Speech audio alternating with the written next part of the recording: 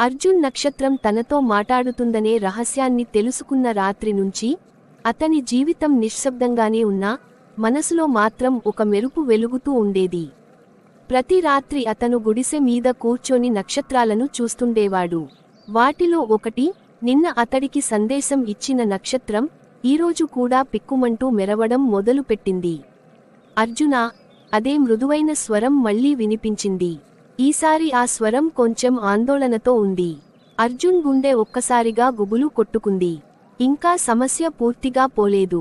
నక్షత్రాల గిన్నెను కాపాడినా దుష్ట మాంత్రికుడు నీడలోంచి పూర్తిగా అదృశ్యమవ్వలేదు. అర్జున్ నక్షత్రాన్ని చూస్తూ అడిగాడు, ఇప్పుడు నేను ఏం చేయాలి? ఆ నక్షత్రం ఒక్కసారిగా కొంచెం పెద్దదిగా మెరిపించింది.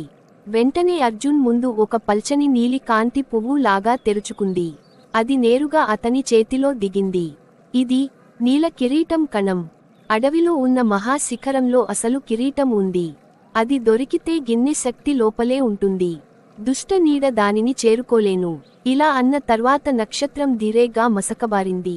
సతతహరితం అడవిలో మళ్లీ ప్రవేశం. మరో రాత్రి అర్జున్ ధైర్యంగా అడవి లోతుల్లోకి నడిచాడు. జింక మళ్లీ అతడి ముందుకు వచ్చింది. నీను తిరిగి వస్తావని నాకు తెలుసు అని అది చిరునవ్విచ్చింది. అర్జున్ చేతిలోని నీలకాంతి కిరీటపు కణం మెరిసింది. జింక దాన్ని చూసి ఆశ్చర్యపోయింది. నక్షత్రాలు నీకు ఇది ఇచ్చాయా?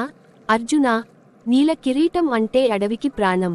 దానిని చూసేటప్పుడు జాగ్రత్త. వాళ్ళు ఇద్దరూ అడవి అంతర్భాగంలోకి నిశ్శబ్దంగా ప్రవేశించారు. ఆ మార్గంలో విశాలమైన చెట్లు, వెలుగు రేకులు, గాలి పాటలా ఊదింది. తగ్గుతున్న చంద్రుడు మాంత్రికుడి నీడ తిరిగి వస్తుంది. అడవి లోతుల్లోకి వెళ్తుండగా ఒక్కసారిగా గాలి ఆగిపోయింది. ఒక అసహజమైన చలి తెచ్చుకుంది. జింక భయంతో అర్జున్ ముందు నిలబడి చెప్పింది, ఆయన వచ్చాడు. నీడా? అర్జున్ చుట్టూ చూశాడు. కొంత దూరంలో రెండు ఎర్రటి వెలుగులు కనిపించాయి.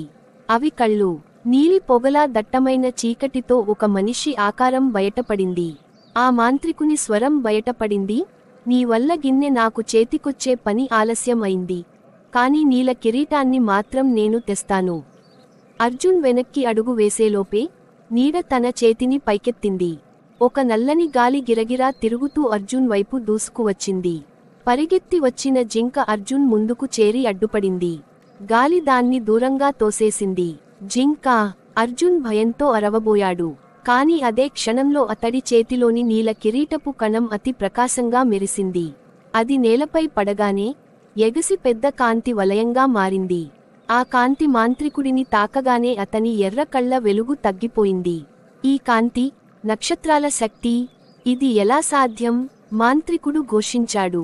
కాంతివలయం అడవి పైకప్పు వరకు విస్తరించింది.